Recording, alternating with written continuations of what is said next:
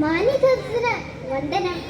നീതിമാനായ ജോബിനെ പരീക്ഷിക്കാൻ ദൈവം സാത്താനെ അനുവദിക്കുന്ന രംഗമാണ് ഞാനിവിടെ അവതരിപ്പിക്കാൻ പോകുന്നത്. സമ്പത്തും സുഖവും സുരക്ഷിതത്വവും മാത്രം ആഗ്രഹിച്ച് എങ്ങോട്ടൊന്നില്ലാതെ നെട്ടോട്ടം ഓടുന്ന ഒരു യുഗമാണെന്ന്. ഒരു രോഗം വന്നാൽ, ഒരപകടം വന്നാൽ, പരീക്ഷയ്ക്ക് മാർക്കൊന്ന് കുറഞ്ഞു പോയാൽ, ആഗ്രഹിച്ചത് പലതും നടക്കാതെ വന്നാൽ എന്റെയും നിങ്ങളുടെയും നാവിൽ ആദ്യം വരും ദൈവമുണ്ടോ, ദൈവം എന്താ, ഉറങ്ങുകയാണോ എന്ന്.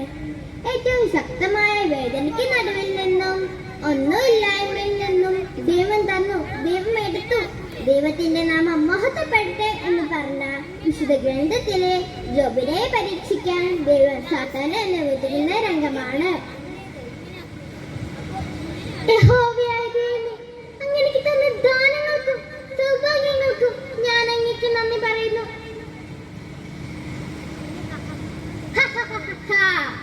ഇവൻ ജോബ്, ദൈവത്തിന് പ്രിയപ്പെട്ട ദാസൻ. ഇവനെ ഞാൻ എന്റെ ദാസനാക്കും. ഇവൻ ഇവന്റെ ദൈവത്തെ തള്ളിപ്പറയും. എന്റെ ദൈവമേ, എന്റെ കൈകൾക്ക് എന്ത് പറ്റി? എന്റെ കൈകൾ നിറയെ മുറിവുകൾ, എനിക്ക് സഹിക്കാൻ പറ്റുന്നില്ല.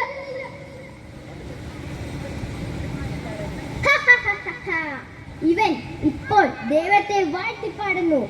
നാണമില്ലേ ജോബേ നിനക്ക്? നിന്നെ രക്ഷിക്കാൻ ആരും വരില്ല, നിന്നെ ഞാൻ രക്ഷിക്കാം.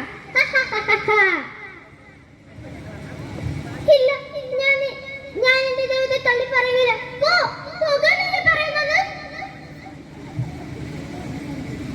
നാണമില്ലേ വഞ്ച?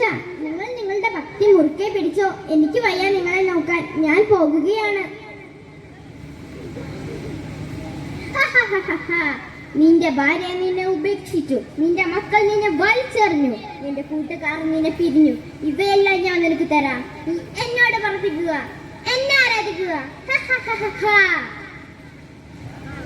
ഇല്ല, ഞാൻ നിന്നോട് പ്രാർത്ഥിക്കുകയില്ല, നിന്നെ ആരാധിക്കുകയില്ല, എന്റെ സർവശക്തനായ ദൈവത്തെ തള്ളി പറയുകയില്ല.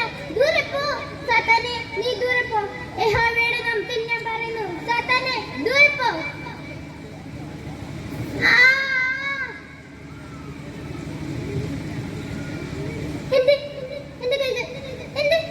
എന്റെ ശരീരം നേരെയിരിക്കുന്നു. എന്റെ ദൈവമേ, അങ്ങേക്കാരായിരുന്നു.